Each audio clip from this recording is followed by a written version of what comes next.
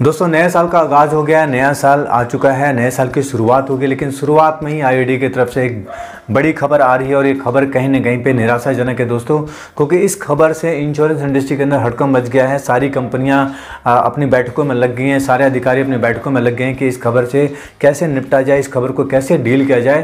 क्योंकि आईआईडी ये नए नियम लेकर आ रहा है और ये नियम काफ़ी हद तक देखा जाए तो इंश्योरेंस इंडस्ट्री के लिए कहीं ना कहीं नुकसानदायक हो सकते हैं और इससे कंपनियों पर काफ़ी बड़ा असर पड़ सकता है और बीमा बाजार पे बहुत बड़ा असर पड़ सकता है। और खास करके एलआईसी की अगर हम बात करें तो एलआईसी पे भी इसका बड़ा असर पड़ने वाला है, क्योंकि सबसे ज़्यादा मार्केट से एलआईसी के पास है। तो दोस्तों एक खबर क्या है, इसके बारे में पूरी डिटेल में बात करेंगे।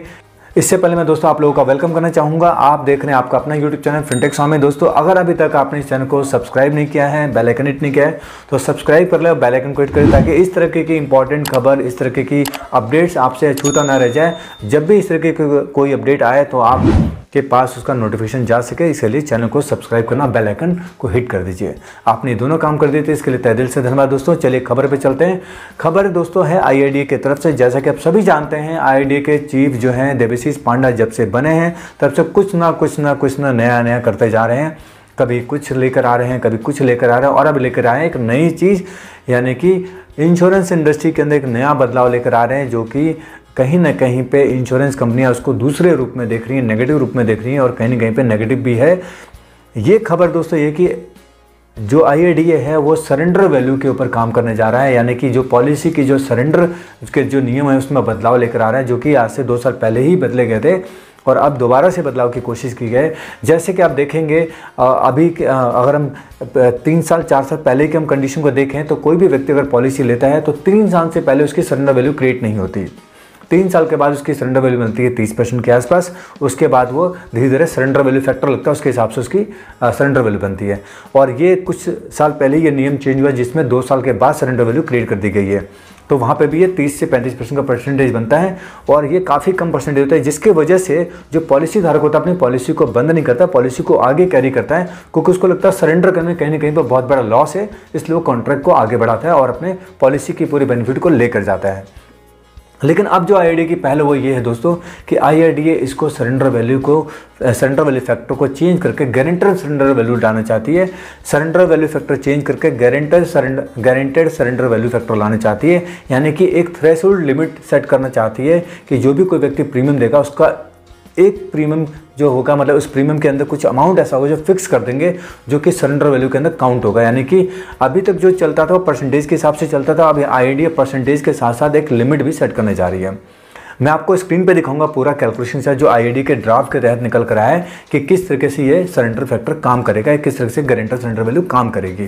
तो आप स्क्रीन पे देखेंगे दोस्तों, जैसे कि देखिए IID propose change in surrender value. जैसे कि मैंने पहले बताया एग्जिस्टिंग में 3 साल से पहले कोई सरेंडर वैल्यू नहीं था और पिछले 2 सालों में 2 साल के बाद हो गया, यानी कि 2 साल पॉलिसी चलाने के बाद तीसरे साल से आप सरेंडर कर सकते हैं। तो यहाँ पे एग्जांपल देखेंगे, 1 लाख की प्रीमियम लिया है किसी व्यक्ति ने और पहले साल सरेंडर करने जाते हैं तो 0 वैल्यू मिलने वाली है। वहीं पे तीसरे साल पे सरेंडर करने जाते हैं तो उनको 35% मिलने वाला है टोटल वैल्यू का जो उन्होंने जमा किया है। यानी 3 लाख रुपये जमा किया तो उनको 1,05,000 रुपये मिलने वाले हैं। इसको बोलते हैं हम सरेंडर वैल्यू फैक्टर, यानी स्पेशल सरेंडर वैल्यू फैक्टर बोलते हैं इसको, और यहाँ पे उनको मिलने वाला है 1,05,000 रुपये।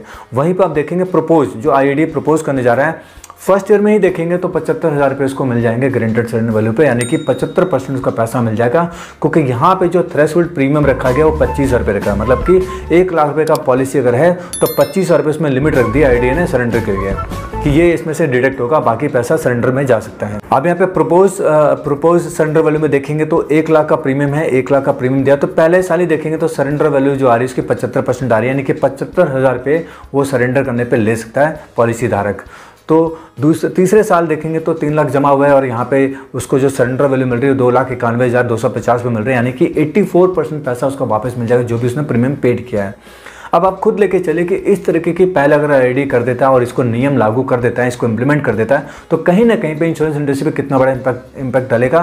क्योंकि अभी जो पॉलिसी चलती है लंबे कॉन्ट्रैक्ट तक चलती है, लंबे टर्म तक चलती है, लेकिन जिस दिन ये कानून आ गया, जिस दिन ये नियम चालू हो गया, उस दिन पॉलिसी सरेंडर होने की लाइन लग जाएगी। और सबसे बड़ा जो इम्पैक्ट पड़ने वाला है इसका वो पड़ने वाला है LIC ऑफ इंडिया के ऊपर, क्योंकि मार्केट शेयर सबसे ज़्यादा LIC के पास है, तो कहीं ना कहीं पे सबसे ज़्यादा पॉलिसी भी LIC के पास है, तो सबसे ज़्यादा सरेंडर की रिक्वेस्ट भी LIC के पास आने वाली है। तो इससे LIC के ऊपर बड़ा इम्पैक्ट पड़ेगा और इससे बड़ा इम्पैक्ट पड़ेगा इंश्योरेंस इंडस्ट्री के ऊपर। और जो IRDAI का जो लक्ष्य है 2047 में हर घर में एक पॉलिसी हो, हर व्यक्ति के पास पॉलिसी हो, वो लक्ष्य कहीं पे पूरा होता हुआ नज़र नहीं आएगा अगर इसको लागू कर दिया गया, क्योंकि इससे इंश्योरेंस इंडस्ट्री का जो पेनिट्रेशन वो कम होगा, स्टेबिलिटी कम होगी, लोग लंबे समय तक नहीं लेंगे पॉलिसी को और लंबे समय तक नहीं चलाएंगे पॉलिसी को। तो ये कंपनियां, जितनी भी इंश्योरेंस की कंपनियां सब लगी पड़ी इस पर चर्चा करने में, और IRDAI ने भी उनको समय दिया है, वक्त दिया है और बोला है कि हमें इसके ऊपर आप ड्राफ्ट तैयार कर दीजिए और कुछ चेंजेस है तो वो बताएं हमें क्या करना है, क्योंकि हम इसको लागू करने की सोच रहे हैं। तो हर कंपनी अपने अपने लेवल पे बात कर रही है और सबकी अपनी आपस में मीटिंग भी चल रही है, सारे MD CEOs आपस में एक दूसरे से कह लीजिए वार्ता कर रहे हैं और बात कर रहे हैं कि इसको कैसे टैकल किया जाए और IRDAI के साथ कैसे इसको रखा जाए कि इम्प्लीमेंटेशन भी हो जाए और कहीं ना कहीं पे इंडस्ट्री में ज़्यादा इम्पैक्ट में न डले। अब बात आती है दोस्तों LIC की। अब LIC पे सबसे ज़्यादा इम्पैक्ट आएगा अगर ये कानून आता है, क्योंकि सबसे ज़्यादा पॉलिसी LIC की बिकी है, सबसे ज़्यादा एजेंट भी LIC के हैं। तो यहाँ पे मैं एक चीज़ कहना चाहूँगा, आप उन लोगों को से रिक्वेस्ट है जो लोग कमीशन दे करके, डिस्काउंट दे करके बीमा बेचते हैं, वो बंद कर दें, क्योंकि अगर ये कानून आ गया तो वो रोड पे आ जाएंगे दोस्तों, उनका कुछ नहीं होगा, क्योंकि वो कहीं ना कहीं पे पैसा दे करके बीमा को खरीदते हैं और ये रिकवरी नहीं हो पाएगी उनकी, क्योंकि अगर ये रूल आ गया तो उनकी पॉलिसी 1 या 2 साल में ही सरेंडर हो जाएंगी। तो इस रिस्क से बचने के लिए अपना ये वाला तरीका आजमाना छोड़ दीजिए, इस तरीके को बंद कर दीजिए। और ये कहीं ना कहीं पे एथिकल तरीका नहीं है, लीगल तरीका नहीं है, कहीं पे भी LIC या इंश्योरेंस इंडस्ट्री में इस तरीके की पहल नहीं होती है और ना ही कहा जाता करने के लिए। हम अपने चैनल के माध्यम से हमेशा ऐसे लोगों को दूर करने की कोशिश करते हैं और ऐसे लोगों को आगाह करने की कोशिश करते हैं जो लोग इस तरीके के काम करते हैं, क्योंकि इन लोगों की वजह से जो एक्चुअल में जो सर्विस देने वाले एजेंट हैं, एक्चुअल में जो नीड बेस्ड सेलिंग करने वाले एजेंट हैं, वो कहीं ना कहीं पे पीछे रह जाते हैं, क्योंकि ऐसे लोग बीमा को खरीद करके अपना बीमा का काम आगे बढ़ा देते हैं। तब उन लोगों की खैर नहीं है दोस्तों। जिस दिन ये रूल आ गया तो ऐसे लोग यहाँ से छटना शुरू हो जाएंगे और बीमा का काम वही करेगा जो सही तरीके से काम कर रहा है, जो ईमानदारी से काम कर रहा है, जो नीड बेस्ड सेलिंग काम कर रहा है। तो रिक्वेस्ट करूंगा उन एजेंटों से, उन एजेंट भाइयों से जो इस तरह के काम करते हो, प्लीज़ करना उसको बंद कर दें, क्योंकि आगे चलकर आपको काफ़ी बड़ा नुकसान होगा, आगे चल के काफ़ी बड़ा नुकसान का सामना करना पड़ सकता है आपको। तो इस प्रैक्टिस को छोड़ देंगे तो आपका जीवन सुखमय भी होगा और मंगलमय भी होगा। तो दोस्तों ये खबर थी, तो मुझे लगा कि आपको अपडेट करना ज़रूरी। बाकी इस खबर पे मैंने अपनी नज़र बना रखी है, इससे रिगार्डिंग कोई भी अपडेट अगर आएगा तो मैं आपको जल्द से जल्द वीडियो के माध्यम से अपडेट करूंगा। तो इसके लिए चैनल को सब्सक्राइब जरूर करके रखें और बेल आइकन को जरूर हिट करके रखें, ताकि जब भी अपडेट आए आपको उसकी नोटिफिकेशन मिल जाए। दोस्तों उम्मीद करता हूँ इन्फॉर्मेशन काम के लिए होगी। दोस्तों इन्फॉर्मेशन काम के लिए तो वीडियो को लाइक करना ना भूले, चैनल को सब्सक्राइब करना ना भूले और इस इन्फॉर्मेशन को अपने तक सीमित ना रखें, इसको आगे भी अपने भाइयों में भेजें ताकि वो भी अपने आप को अप टू डेट कर सकें। तो दोस्तों इस वीडियो को देखने के लिए और अपना कीमती वक्त देने के लिए आप सभी लोग का तहे दिल से धन्यवाद। मिलेंगे ऐसी अगले टॉपिक में अगले वीडियो के साथ, तब तक के लिए नमस्कार, जय हिंद, जय भारत।